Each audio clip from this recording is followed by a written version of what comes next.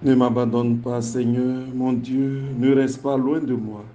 À toi de venir m'aider, toi, ma force et mon salut.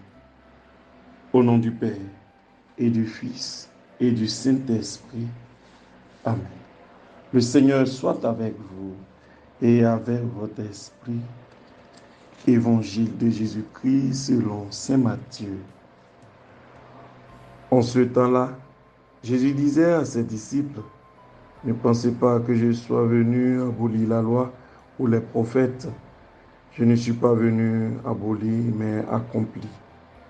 Amen, je vous le dis. Avant que le ciel et la terre disparaissent, pas un seul iota, pas un seul trait ne disparaîtra de la loi jusqu'à ce que tout se réalise. Donc, celui qui rejettera un seul de ses plus petits commandements et qui enseignera aux hommes à faire ainsi sera déclaré le plus petit dans le royaume des cieux. Mais celui qui les observera et les enseignera, celui-là sera déclaré grand dans le royaume des cieux. Acclamons la parole de Dieu. Louange à toi, Seigneur Jésus. Frères et sœurs, la loi et les prophètes étaient l'expression de la volonté de Dieu. Il est en effet inconcevable et même impensable que Jésus vienne abolir ce qui a été la source, le fondement d'un peuple pendant des siècles. Jésus n'est pas un ennemi de la loi, comme le disent les scribes et les pharisiens.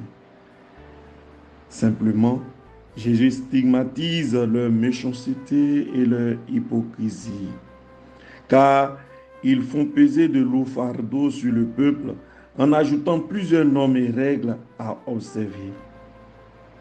Le Christ ne renie pas, n'annule pas la loi ni le passé, mais il construit sur le passé en réalisant ce qui a été annoncé autrefois. Cette loi est maintenue. Et Jésus même autorise cette loi. Il donne un souffle nouveau, une vie nouvelle, celle du commandement de l'amour. Jésus en est l'accomplissement car il est l'ultime parole de Dieu. C'est lui qui nous révèle pour toujours la volonté du Père. C'est même la révélation du Fils, c'est-à-dire l'Évangile, qui éclaire l'Ancien Testament.